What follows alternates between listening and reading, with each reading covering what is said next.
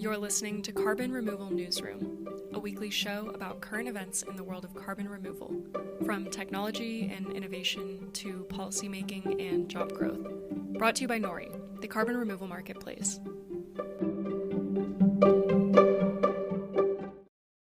Hello, everybody, and welcome to the April 28th episode of Carbon Removal Newsroom. Today, we will be focusing on business. And so, as always, I have Susan Su, who is a partner focused on climate investing at Toba Capital. She also serves as a board member at the Carbon Business Council and a board advisor to the Environmental Voter Project. Hello, Susan. How are you today? Hi, Radhika. I'm great. Good. And very exciting, we have Josh Santos, co-founder and CEO of Noya. We've talked about the company before, so really happy to have you on board today, Josh. Thanks for joining. Thanks for having me. Super psyched to be here. And then I am Radhika Mulgafkar, head of supply and methodology at Noya. So it's been a big month for carbon removal funding news. Climeworks announced $650 million in new fundraising from a large group of private equity and investment management firms. Stripe made public a close to $1 billion plan to take their CDR purchasing program to an all new level by partnering with Alphabet, Meta, McKinsey, Shopify, and many more to pool carbon credit dollars and buy removals from companies and facilities that sometimes don't even exist yet. We also are rounding out the month with the big funding news that was announced from the climate-focused VC firm Lowercarbon Capital that raised $350 million to invest in carbon removal companies. And then finally, the Carbon Xprize, $1 million milestones and grants given in the first round. So there's a lot happening in the world, and I'm going to just jump in with Josh because we want to hear all about how Noya is doing and basically, yeah, what's up in your world? So how are things at Noya and what are you working on right now? Yeah, thanks, Radhika, and thanks for really excited to jam here with y'all. Things at Noya, to put it short, are going incredibly well. For those of you who may not know what Noya is, we are essentially designing a process that radically reduces the upfront capital costs and the installation time required to perform direct air capture. In our approach, we retrofit existing pieces of industrial equipment like cooling towers and turn them into CO2 capture machines.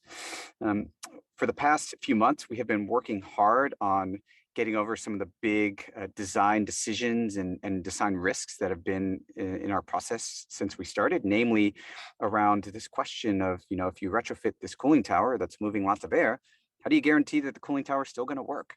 That's been the single biggest question from the companies we've spoken to, and I'm really excited to say that we've been able to get around that problem. We've focused on building it, and we have a big yard level prototype here at our office in San Francisco that's that we can demonstrate both high cooling tower performance with carbon capture. So the next step that we're working on now is developing the pilot of our technology, and that's happening here in SF as well.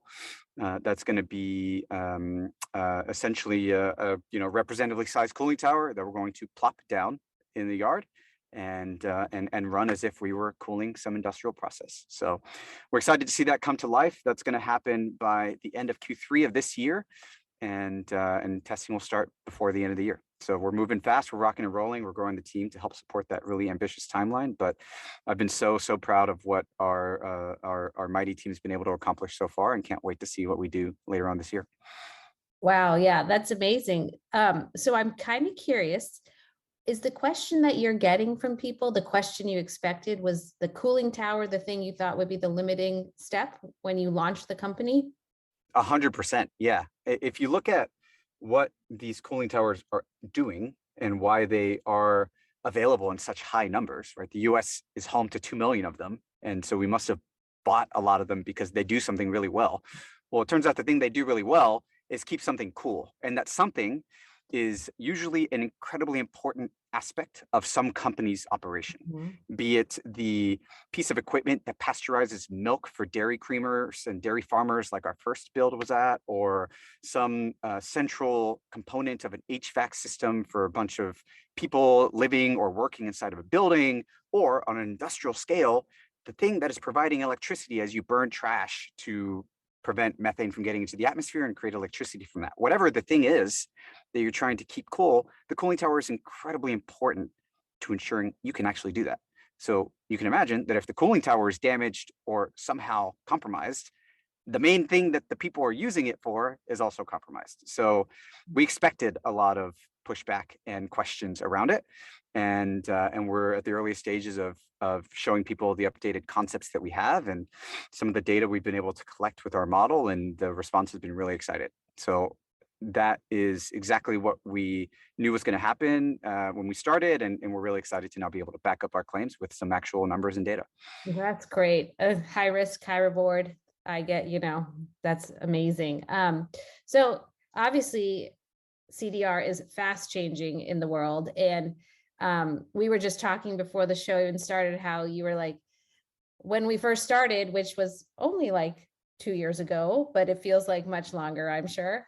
Have you seen a real difference in the type of attention you're receiving? Has it been what you expected, greater, less, something completely different? Yeah, I definitely it's been greater, and I think that's great because when we started, our business plan was actually to capture CO2 from the air and sell it to people that were going to use it. People like small businesses in food and beverage, right? Every bar you've ever been to or restaurant you've ever been to has a tiny tank of CO2 sitting behind it. And so we thought, well, nobody's really paying for carbon. We didn't even call it carbon removal at that time, 2 years ago, right? Like it was like nobody's paying us to pull CO2 out of the air yet. And so let's do this other thing that can make us money now, so that when there becomes a market for that, we can switch and do that. And the whole thing has appeared much faster than we thought it was going to. So we just skipped that first step of bottling up CO2 and reselling it. And we just are now focused solely on removing carbon, and have been gaining a lot of attention through that. I think there's, all of the public stuff that people have seen, and that you mentioned at the beginning, right? Some of the Frontier Climate and the Shopify and all these things that people know. And then there are so many other conversations happening behind the scenes with companies that have not said anything publicly about wanting to get involved with purchasing carbon removal. So all of these things are happening at a much faster rate than at least I thought that they were. Maybe smarter people saw it coming, and that's great if they did, but I didn't. And so I'm happily proven wrong here, and am able to kind of react accordingly. And I think Noya is all the better for it. Yeah. All right. Susan, kind of curious, you just heard what Josh had to say about this acceleration and interest in carbon removal. Did you see that coming? And what do you think? We've talked about it a bit, but like explicitly, what do you think is driving this explosion of interest that feels like it's happened in the last 5-6 months? I think it's hard to claim that anybody saw it coming specifically, but I will speak to what I think is driving it. I think there's a number of different things.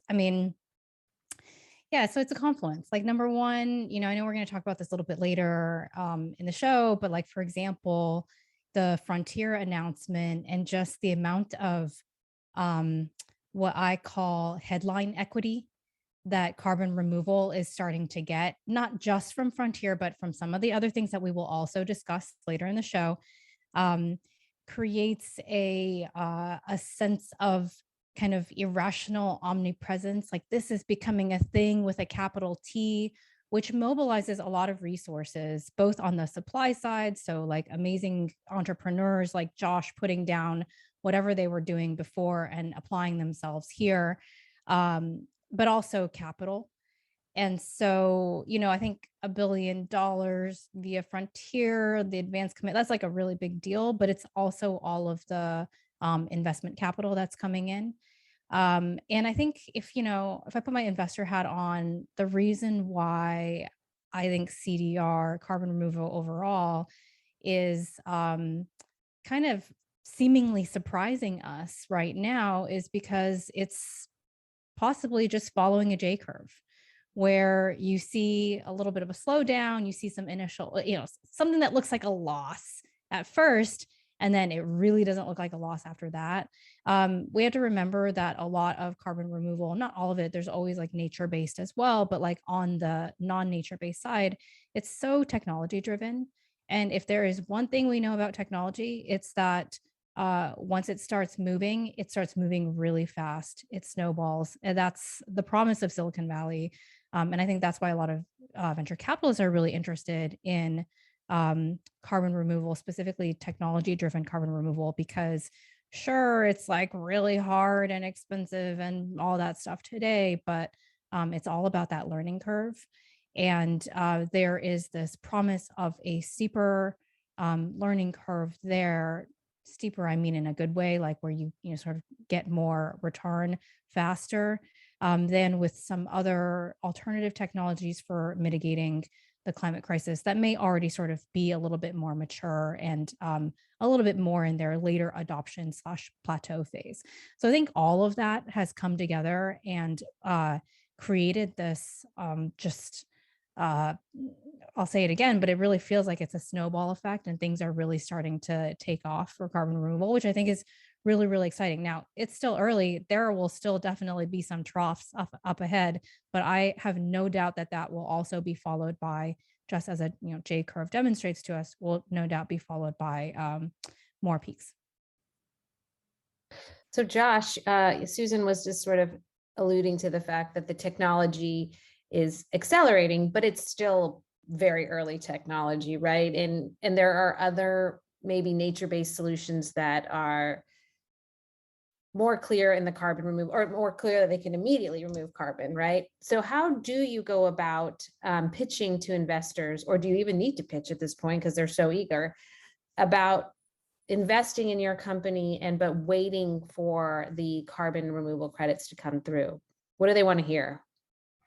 I always like to start these conversations just by setting the global framework on this, which is that if you believe that there will be a happy world in the future that has successfully kept warming below 1.5 degrees Celsius, then you must also believe that there has to be an incredibly large carbon removal market of at least 1 gigaton per year in size, but potentially up to 10. And the two can't exist without the other, as we know, because of what the IPCC has been telling us recently.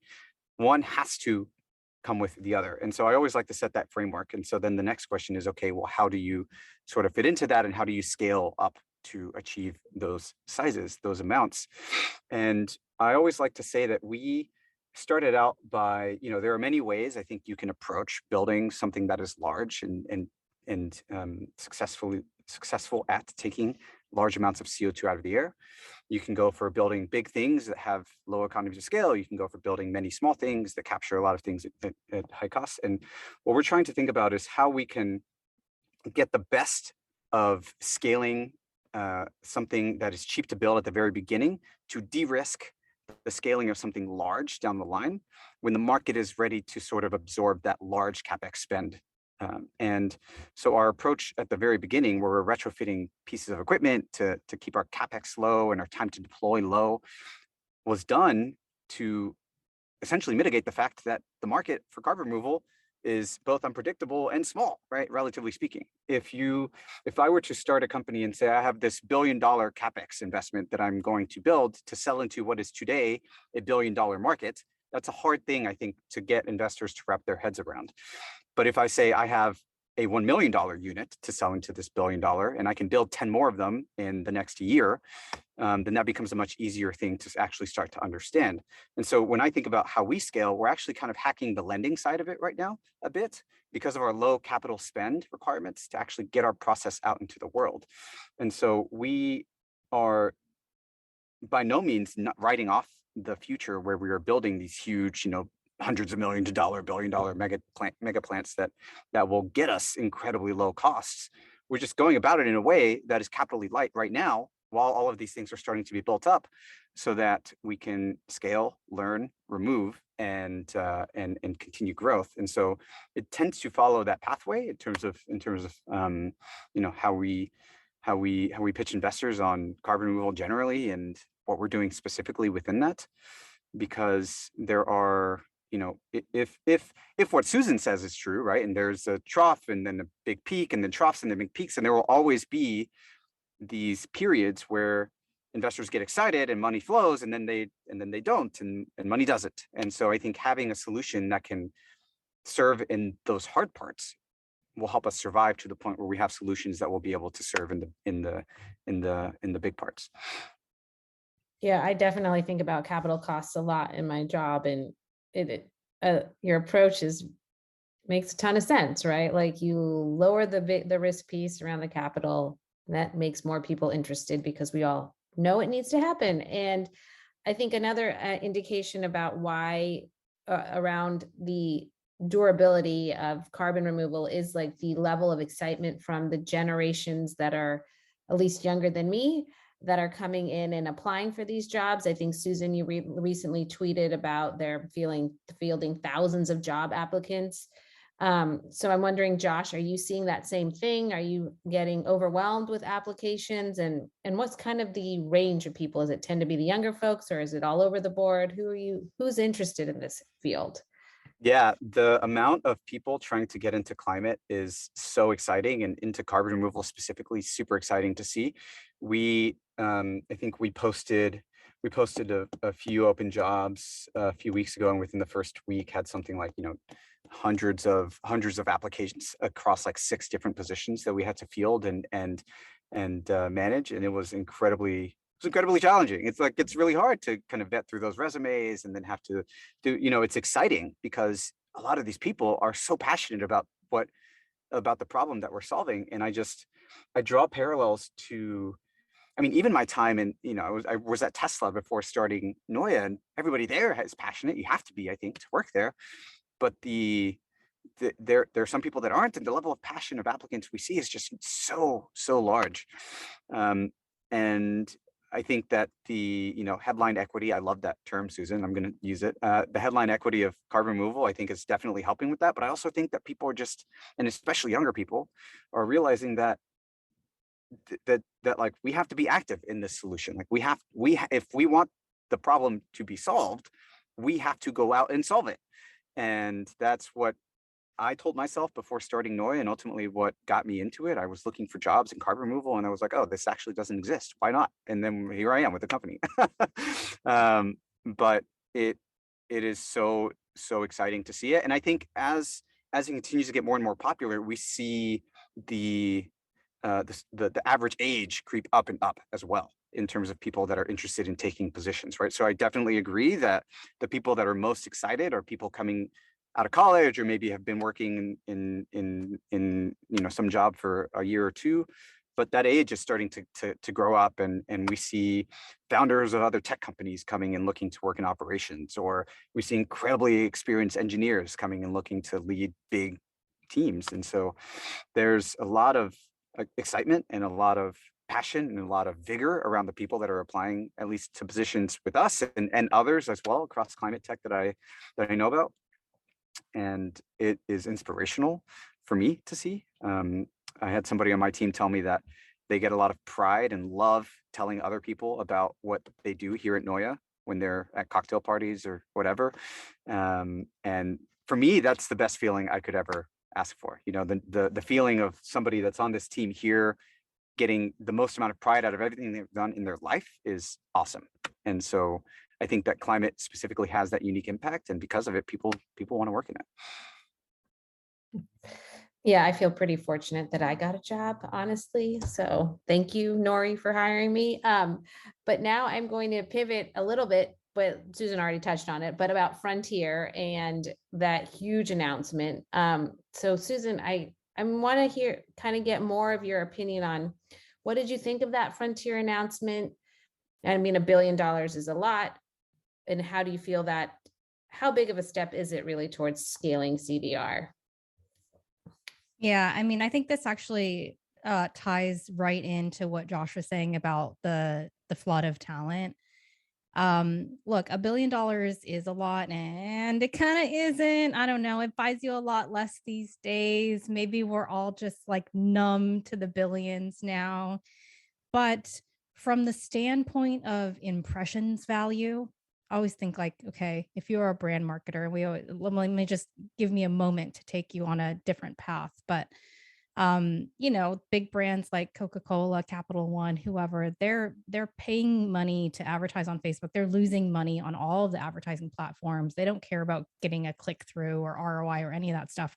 All they care about is just getting their name, getting those words, COCA, COLA, like getting that in front of your eyes a few more times, because they realize how valuable simply a brand impression is in our world. And I think this is an incredible amount of free brand value, impressions value that's coming into CDR. And a lot of that is what's driving, this flood of interest that we're seeing. There's also, it's not just the volume, right? There's also a sense of prestige. If you look at Frontier, the companies that are associated with it are companies that have been building their own brand equity across decades, actually. Stripe is one of the coolest companies in tech. And some people think that it's because of the climate commitments, but I would actually say it's because it solves a huge problem. And Patrick and John Collison are just awesome entrepreneurs that have been really smart about a lot of things before they turned their attention to climate change. They're lending their brand. All of those companies that are part of the announcement are lending their brand value to what could otherwise have been a, quite nerdy niche corner of the climate mitigation space, and making it this thing that, like, wait, 8 months ago nobody even knew what this was. 8 months ago nobody could understand Josh when he was trying to explain how Noya was going to work and scale up, and now everybody is suddenly becoming an expert, and it's a status symbol. I mean, it just is. And I think that's wonderful, actually. The prestige value of working at a climate company, especially the harder and more technologically challenging ones, the prestige value of investing in those companies, I think, is driving a lot of the momentum that we're seeing. And that, to me, just to take a step back from the actual, dollar amount, is one of the most important things that something like Frontier brings to the table, because it, garners all of that attention, but it also catalyzes a lot more than $1 billion down the road. It's not about the $1 billion today. It's about the billions and potentially trillions of dollars that are going to flow from this, because of all of the other people that are going to get there, get those words in their feed, so to speak, get that brand in front of their eyes. So yeah, I think it's really, really great. I think it's very smart as well. I would say, I'm sure these companies have thought about this and have thought about the way that this type of announcement, the way that they shape it, the exact way that they structure it, is really meant to be, again, a catalyst as opposed to a solution in itself. And I think that's the right way to go, because ultimately it's extremely early. And I'll say it again, $1 billion is a drop in the bucket. I mean, if you look at if you map where we are against a traditional technology adoption curve, we're what, like maybe between innovators and early adopters, we have barely even crossed the chasm yet. I mean, we could debate where exactly, but it's definitely, we're not in early majority, right? We're not in like the green zone or anything. And so the more that we can essentially leverage, I don't mean this in a bad way, if the more that we can leverage hype and energy towards something, dollars are a form of that.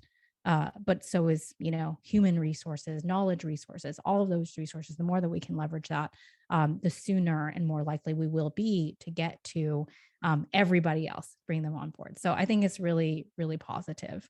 And I'm excited to see this as a beginning, and then, what kind of follows from this over the next 12 to 18 months. So I'm curious to hear from both of you. You just talked a lot, Susan, about the brand, but who is it reaching? Like, is this sort of only within, like you said, a niche, a certain subset of people? Everybody knows Coca-Cola, right? But is this reaching countries like in Africa and India? Is this reaching people in their 60s and 70s? Or is this really about what Josh and I were talking about a little bit earlier, like the younger generation and kind of Western focused? Do other countries see it in the same way? outside of our European, North American kind of lens. Josh, I'll start with you. Curious what you think. Yeah, I think there's, I think that it is absolutely visible to every single group we just mentioned, though not in the amount that we need it to be yet. There is a lot of space for us to continue to tell the stories of why these types of technologies actually matter, why they're important. And I think especially about how we can bring in different types of frontline or underserved communities is a big piece of this sort of like work of helping people understand the importance of carbon removal. I think that there can sometimes be, understandably, this feeling that carbon removal and post-combustion carbon capture are the same, and that second one has understandably gotten a lot of pushback from a lot of these groups, as I've been able to understand, because it allows for the continued usage of the things that have gotten us to this collective problem in the first place. And until we're able to, I think, effectively differentiate between those two things generally, and sort of tell some of the values and praises of why carbon removal is needed and important, then I think we still have work to do. And, we're thinking about this from the very beginning at Noya, right? Our technology can go into these communities where the problems are being created, and help to fix them, help to address them, and bring the people along that have been most impacted and affected by that, by the way in which we've been running things for quite some time. I think that we have been doing a lot, and that a lot of the things that have been announced, especially over the past month, have been getting to new eyes and audiences that have not otherwise really understood anything about pulling CO2 out of the air. And so it's been great to be able to be understood for the first time in 8 months about the pitch of what Noya is doing. That's amazing. But I think we still have a long way to go until it gets to be to that level of understanding that the solar panels are at, and that wind turbines are at, right? I think everybody understands that if solar panel, then no fossil. And that is a great, simple relationship to have in your mind. So like, amazing. Let's also get carbon removal to that same sort of directional understanding and shared understanding, so that we can give it the resources, attention, caliber of people, and at the end of the day, capital that it's going to need to get to the point where it needs to get. So we're at the early stages of seeing some really exciting things in the space of getting, CDR in front of people in Facebook ads and on LinkedIn and on Twitter. And we need to keep that going for us to, I think, be successful. Susan, anything you want to add to that, or other thoughts?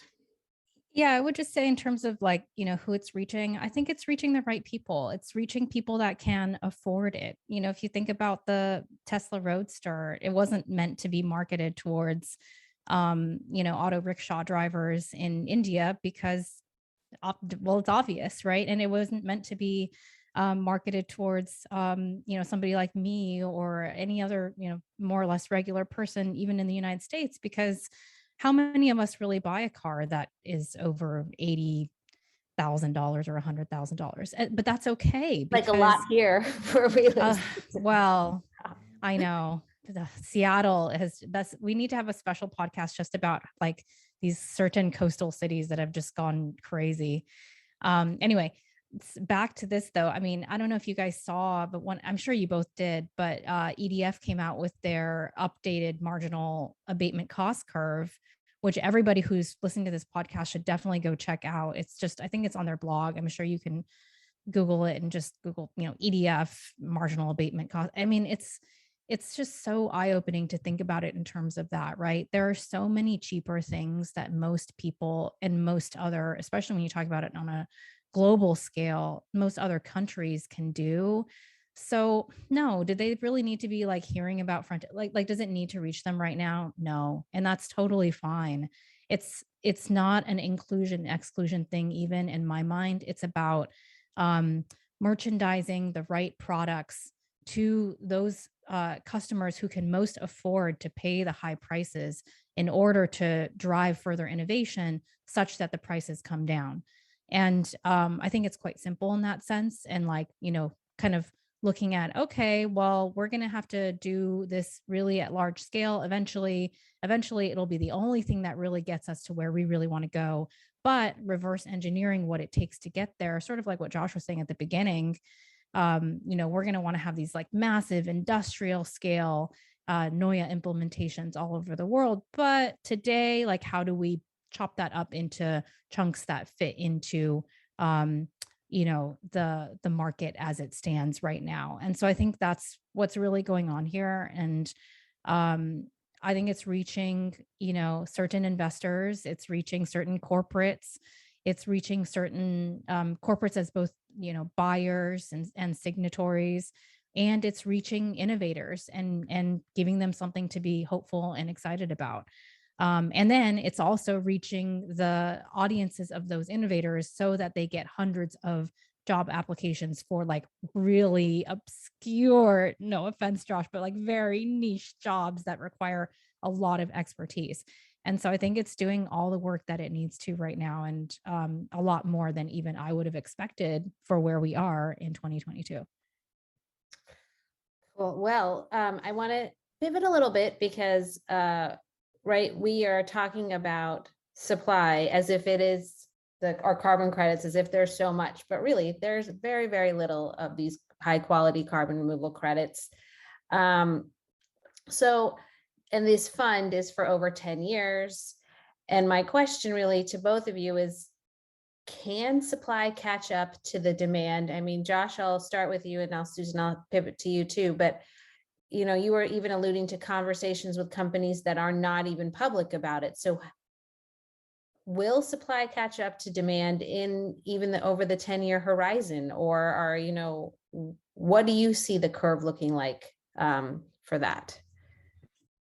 Supplies is going to catch up. If we start with, let's say we start with there being 1,000 tons removed next year.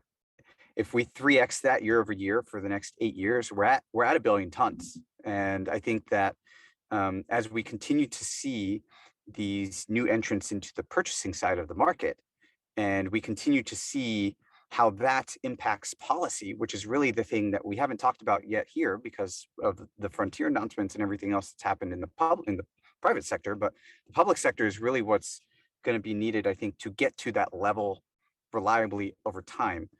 And so as we see more and more of these growth curves that we're talking about now, we'll see the ability for companies to be confident in the creation of additional supply and the investment required to reach additional supply happen.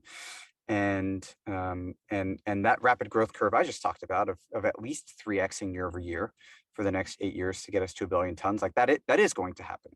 Now, it's very likely that the growth is actually going to happen much faster than that, right? We know that there are a few plants that are in place or in process right now that will be installed at some date in 2024 or 2025, where there's something like 400,000 to 1 million new tons enter the supply side of the market, and sort of like not a fell swoop because it's been built for a while, but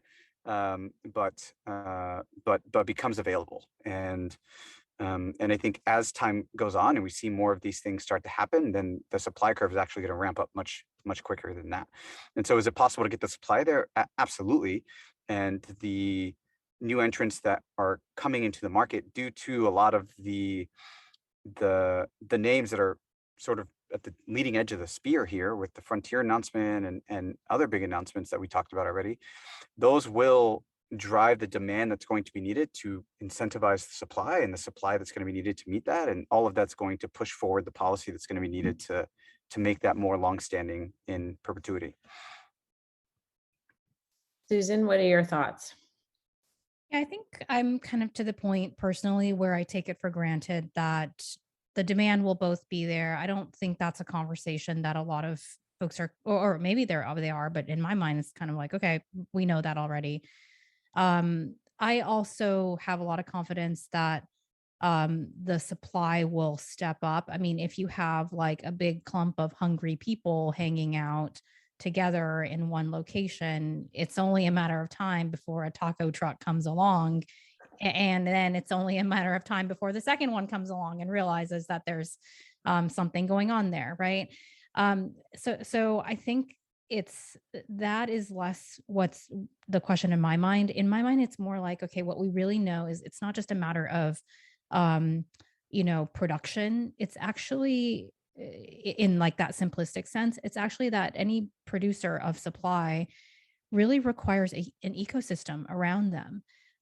They need their suppliers, they need vendors, they need a whole, you know, kind of universe around them of other types of services in order to enable them to be successful. And so I think what's still an open question in my mind, and probably like one of the most interesting things about this space, is what is that going to look like? How are things going to co-develop? What is going to be the order of operations? What's going to come first? What's going to come next? Some of those things need to happen in tandem. How do you make that possible? And then, of course, the big question is, which areas of the supply side ecosystem are going to generate the most value, but also enable the most value capture. I don't have any doubt that supply will, blossom. It's just a matter of like, what comes first. And because I was thinking about this a lot as I was, just preparing for today, I was thinking a lot about the way that hydraulic fracking became such a big thing in the 2000s here in the US, and how we had folks like George Mitchell, who's like considered, he didn't invent it, but he was really the first guy to commercialize it, like the father of modern hydraulic fracking. And he doggedly pursued this vision for decades. Everybody thought he was crazy. I don't know if he mortgaged his own personal house, but probably something close to that. And eventually he was successful in proving out that this technology could work. It could work in the right places. It could work at the right price. And he made a bunch of money doing it. He made a few $billion, which is a really large sum. But if you look around the ecosystem, there are others, for example, Harold Hamm, who further commercialized that same technology, who made 5 times how much George Mitchell ultimately made with his business. He's got like a $19 billion empire today. And interestingly, he's just made a big commitment to invest $250 million into carbon capture and removal. So that's just like a whole separate story. That's really awesome. But if you look at those two entrepreneurs and you think about like, okay, both did really well, right? Anybody here, any of us would be so grateful to have been a part of either of those stories if we were like really into oil and gas and just thinking about it from a technology adoption standpoint.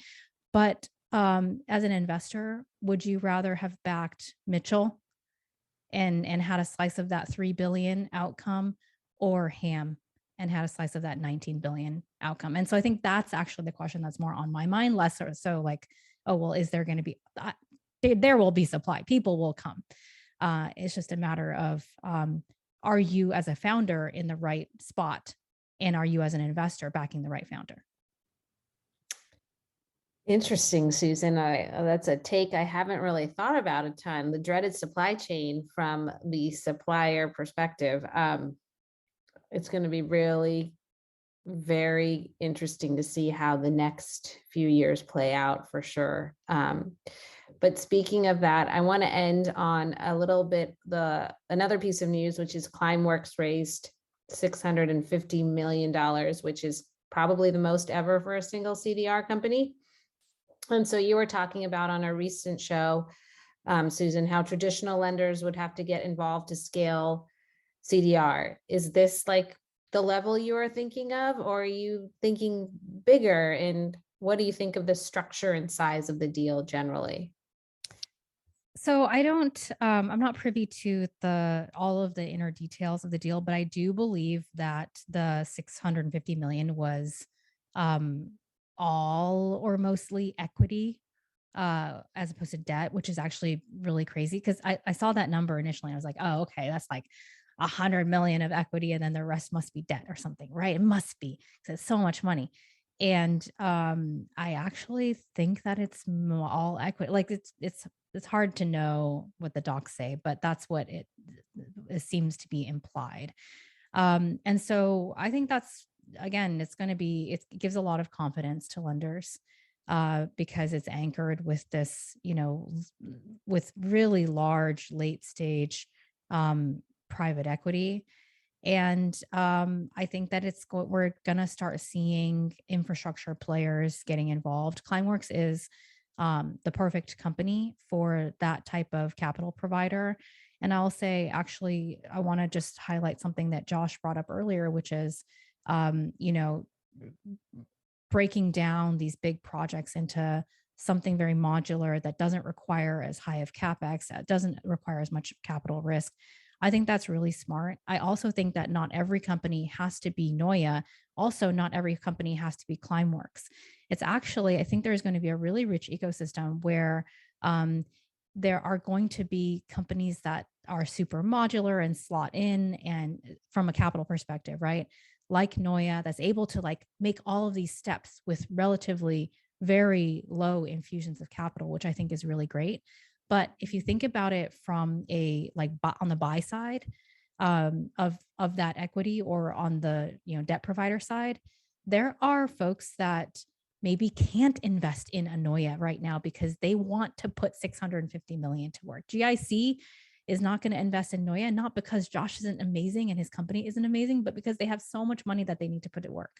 So actually, I think there's kind of like a flavor for everybody, which is what's really cool about how rich carbon removal is starting to become, that there are Climeworks coexisting alongside earlier stage startups. And what I would just say for founders is really be thinking about how you want to merchandise yourself in that landscape, because there's a buyer out there, or a buyer/lender out there for you. But it's really just about, kind of putting yourself at the right spot on the shelf. And I think that Climeworks, they're quite unparalleled. Like, there aren't a lot of other companies at their current scale and readiness. And so they're going to be a really good fit for a certain type of debt soon. But I don't think that that's going to be super common for a lot of other companies for a while. But let's put a pin in that and check back in 5 years, or maybe even 3 years. Who knows? Yeah, I hope it's 3 years. So Josh, I want to end with you and just to ask you, are there any other takeaways you have from this funding craziness as a founder, as a recipient? Anything else we should be thinking about, or our audience should be thinking about? I mean, we've touched on the surge in demand. We've touched on how supply is going to get there. We've talked about some of the pieces of the supply chain and how those are going to be really fun to watch evolve from the outside and from the inside, depending on what you're up to these days. And I think the only thing I really want to end it with is that if you're listening to this and haven't yet thought that your skills may be some way applicable to working on climate generally or in carbon removal specifically, then I would behoove that you reconsider this, because there's so many ways for people to get involved with climate and carbon removal that everybody is going to be able to contribute in some way. And so that's, I think, my big takeaway for folks here is that this market's not going anywhere. If anything, it's just going to continue growing. And so it's a great time to get in early to the industry and watch it be built. There aren't many other examples that are, that I can think of where you're truly watching a new industry be built from the inside. There are many of examples of watching new companies within existing industries be built, and that's great and super exciting.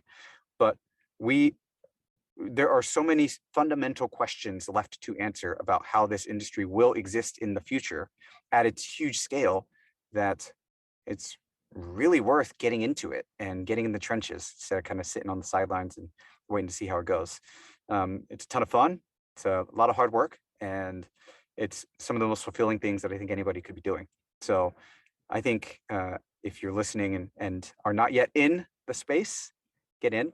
And one of the things I always try to help folks with is, if we can't find a good fit with what we need now in Noya, then I'm always looking to help people however I can find a good fit for them in whatever way that means. So you can get in touch with me directly if you want to learn more about that, but get into it, man. There's so much stuff going on that it's just too much to wait even one more day before getting in the middle of.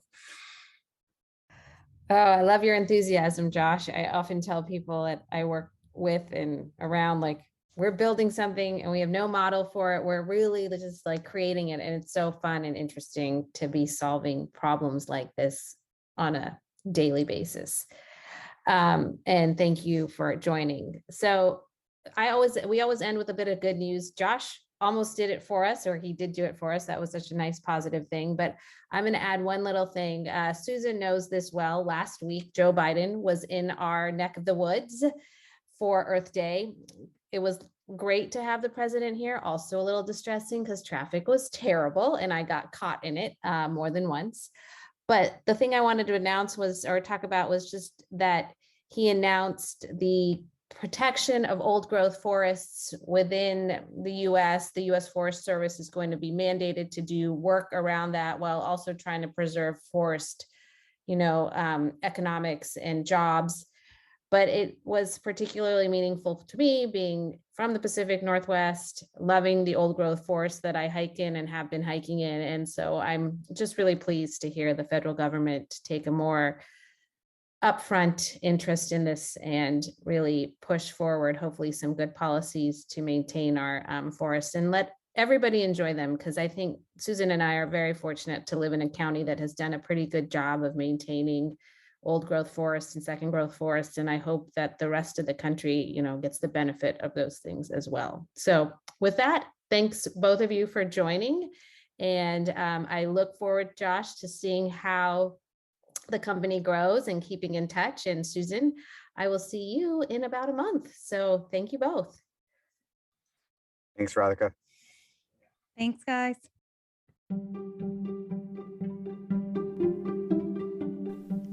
Thanks so much for listening to Carbon Removal Newsroom. If you like the show, the best way you can help us is by giving us a great rating and review in Apple Podcasts, following the show on Spotify, and by sharing the show on social media.